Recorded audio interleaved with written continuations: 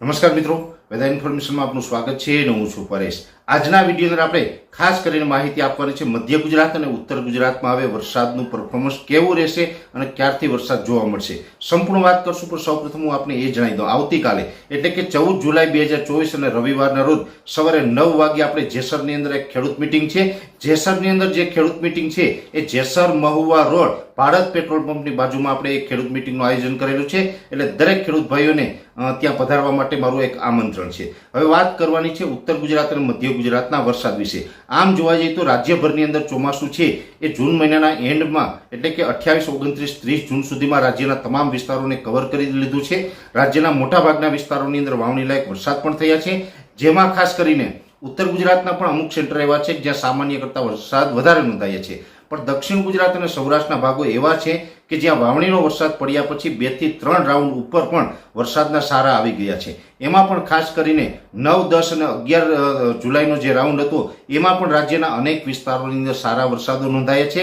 એટલે સૌરાષ્ટ્રની અંદર એકંદરે વરસાદનું પરફોર્મન્સ ખૂબ સારું અત્યાર સુધી રહ્યું છે. દક્ષિણ ગુજરાતની અંદર પણ નોર્મલ જે વરસાદો પડતા હોય એ જુલાઈ મહિનાની 13 તારીખ સુધીમાં આપણે નોર્મલ વરસાદો છે નોંધાયા છે. હા, એક ચોક્કસથી છે કે સૌરાષ્ટ્રનું મોરબી અને સુરેન્દ્રનગર જિલ્લો એવા છે કે જ્યાં અમુક વિસ્તારો એવા છે કે જ્યાં હજુ કોઈ સારા વરસાદો નોંધાયા નથી. એ સાથે મધ્ય ગુજરાતમાં પણ સામાન્ય કરતાં ઓછા વરસાદ છે. મધ્ય ગુજરાતના મોટાભાગના વિસ્તાર, એમાં પણ ખાસ કરીને મધ્ય ગુજરાતનો અમદાવાદ, ગાંધીનગર, આણંદ, ખડી, ખેડા, નડિયાદ આસપાસના જે વિસ્તારો છે, કપડવંદ આસપાસના વિસ્તારો છે, એમાં અમુક જગ્યાએ છૂટાછવાયા ઝાપટા છે. ઉત્તર ગુજરાતના 50% વિસ્તારમાં સારા વરસાદ છે તો 50% વિસ્તારમાં માત્ર ઝાપટા છે.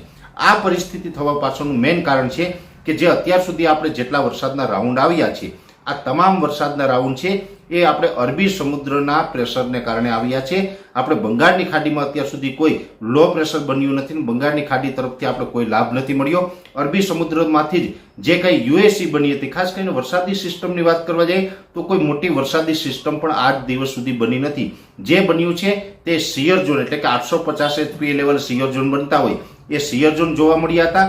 જે શિયર ઝોન છે એ પણ દક્ષિણ ગુજરાત અને સૌરાષ્ટ્રના ભાગો ઉપરથી પસાર થતા હતા. એટલે દક્ષિણ ગુજરાત અને સૌરાષ્ટ્રના ભાગોની અંદર વરસાદ પડ્યા અને યુએસએ એટલે કે અપર એર સાયક્લોનિક જે હોય છે એ મોટાભાગે 2 થી 4 વખત આપણે જોવા મળ્યા અને એને કારણે રાજ્યના અલગ અલગ વિસ્તારોમાં વરસાદ નોંધાયા છે. અને આ તમામ વસ્તુ છે અરબી સમુદ્રની અંદર જ જોવા મળી હતી. એટલે આપણે અરબી સમુદ્રમાં જ્યારે કાંઈ પણ હલચલ થાય ને અરબી સમુદ્ર તરફથી કોઈ વરસાદ આવતા હોય એનો મોટા ભાગે લાભ છે એ સૌરાષ્ટ્ર અને દક્ષિણ ગુજરાતને મળતો હોય છે. એનો લાભ ઉત્તર ગુજરાતને અને મધ્ય ગુજરાતને ઓછો મળતો હોય. જ્યારે બંગાળની ખાડી તરફથી કોઈ લો પ્રેશર અથવા તો વરસાદી સિસ્ટમ આવે ત્યારે ચોક્કસથી ઉત્તર ગુજરાત અને મધ્ય ગુજરાતને એનો લાભ મળતો હોય છે. હવે અત્યારની વાત કરવા જઈએ તો અત્યાર સુધી બંગાળની ખાડીમાં કોઈ આપણે હલચલ હતી નહીં. હવે 16 તારીખથી જે આપણે વરસાદનો રાઉન્ડ ચાલુ થઈ રહ્યો છે એ લગભગ એકાદ અઠવાડિયા આસપાસનો રાઉન્ડ હશે. એટલે કે એક લાંબો રાઉન્ડ ચાલશે અને રાજ્યના તમામ વિસ્તારોની અંદર એ વરસાદ હશે.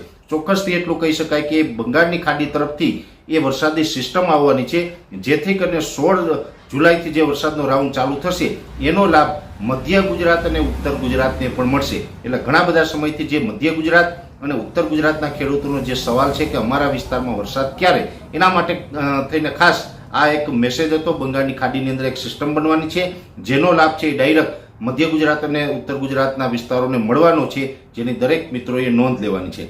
ખાસ કરીને આમ જોવા જઈએ તો મધ્ય ગુજરાત અને ઉત્તર ગુજરાતમાં વરસાદો ચોક્કસથી જોવા મળ્યા છે, પણ દક્ષિણ ગુજરાત અને સૌરાષ્ટ્ર કરતાં પણ પ્રમાણ ઓછું છે. અને ખાસ કરીને ત્યાં એ વિસ્તારોની અંદર નોર્મલ વરસાદ આજ દિવસ સુધીમાં હોવો જોઈએ એના કરતાં એનું પ્રમાણ ઓછું છે. એટલા માટે ત્યાં ચિંતાનું કારણ છે.